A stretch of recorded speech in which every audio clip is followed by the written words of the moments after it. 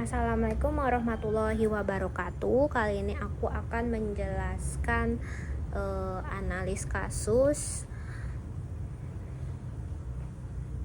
Tapi sebelum itu perkenalkan, nama saya Muzara Mansarita dari Fakultas Jurusan Sistem Informasi. Dan NIM saya 05610945. Nah, pada kali ini aku akan menjelaskan analis kasusnya terlebih dahulu. Pada tahap ini kita membaca soal terlebih dahulu, mencari informasi yang nantinya dijadikan dasar membuat IAD. Dan kasus rumah sakit tersebut dapat diketahui bahwa rumah sakit memiliki banyak dokter menangani banyak pasien, terus pasien yang harus mendaftar terlebih dahulu. Pada bagian administrasi, data pasien diberikan kepada dokter. Terus pasien yang bisa diperiksa lebih dahulu satu dokter sesuai kondisi pasien. Terus setelah pemeriksaan selesai, dokter membuat resep obat. Nah, dari penjelasan tersebut kita mulai mencari objek utama. Nah, objek utama yang nantinya menjadi entitas dalam IAD biasanya identitas berupa kata benda yang sering muncul pada sistem. Maka ditemukan beberapa entitas seperti dokter, pasien, pendaftaran, pemeriksaan, resep dokter. Tahap analis ini sangat penting karena jika salah satu salah menentukan proses bisnis, maka IAD juga akan salah. Lalu kedua,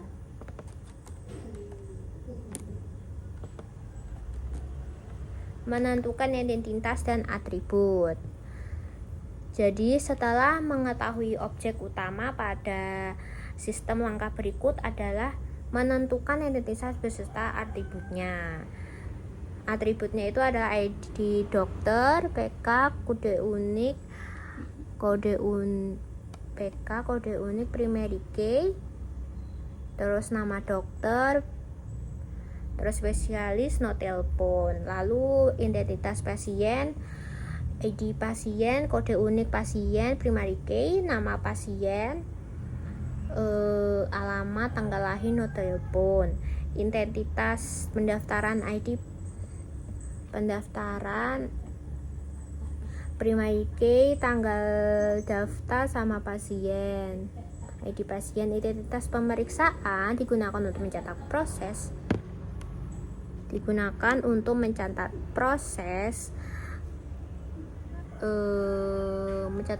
pemeriksaan pasien dokter. Kalau yang ini pemeriksaan ini. Tapi kalau identitas pendaftaran tadi itu digunakan untuk mencatat pasien yang melakukan pendaftaran. Nah, kalau misalnya identitas pasien gunanya untuk menyimpan data pasien, dan dokter digunakan untuk menyimpan data dokter yang bekerja di rumah sakit. Nah, lalu identitas resep obat digunakan untuk menyimpan data resep yang diberikan dokter. Nah, seperti ini. Nah, pada tahap ini juga ditentukan primary key, PK untuk penanda unik data. Foreign key digunakan sebagai penghubung antar tabel. Nah, lanjut nomor 3. Menentukan relasi antar entitas. Relasi adalah hubungan antar identitas dalam database. Nah, relasi pasien dengan pendaftaran. Satu pasien bisa melakukan beberapa kali pendaftaran. Contoh, pasien datang bulan Januari, datang lagi bulan Februari, maka relasinya pasien dengan pendaftaran 1 banding M. Nah, satu pasien memiliki banyak pendaftaran, beberapa kali lah. Terus relasi dokter pemeriksaan. Satu dokter dapat memeriksa banyak pasien. Terus Contoh saja dokter Andi memeriksa 20 pasien dalam sehari. Nah, terus relasi pasien dengan pemeriksaan 1:1M. Satu pasien dapat diperiksa oleh beberapa dokter. Contohnya, pasien diperiksa oleh dokter umum, kemudian dirujuk ke dokter spesialis gitu. Relasinya pasien pemeriksa 1:M. Nah, karena dokter dan pasien saling berhubungan banyak many to many, maka dibuat tabel penghubung yaitu pemeriksaan. Nah, D relasi pemeriksaan dengan resep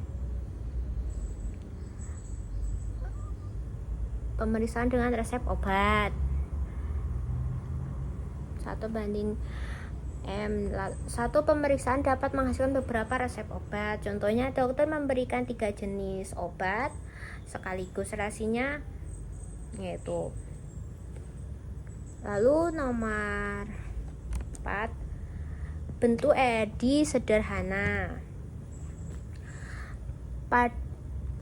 Pada tahap ini, semua entitas dan relasi digabung menjadi EED. EED digunakan untuk menggambarkan struktur database sebelum dibuat di dalam sistem.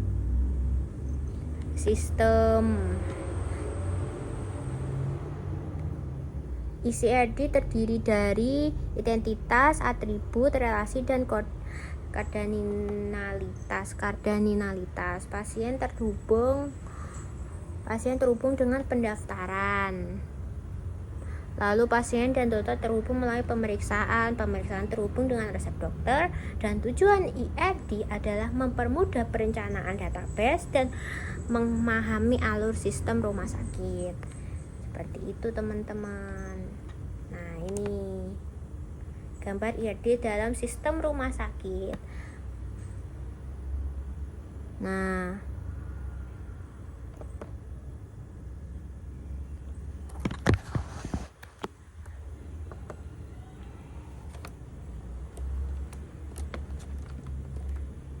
ini sistemnya, guys. Tuh, pasien ke dokter, melakukan pendaftaran, saling terhubung ya, guys. Melakukan pendaftaran, lalu melakukan pemeriksaan. Nah, dari pendaftaran ini itu awal mula sebelum pemeriksaan, lalu ke resep obat penentuan gitu. Nah, ini penjelasannya. Identitas 1, relasi banyak. Jadi sekian dari saya. Dengan ini mempermudah bagaimana perencanaan dalam sistem rumah sakit, sistem pemeriksaan, dan semuanya saling terhubung ya, guys. Jadi penting banget buat kita pahamin karena ini mempengaruhi data-data yang ada di dalamnya. Sekian, terima kasih dari saya. Assalamualaikum warahmatullahi wabarakatuh.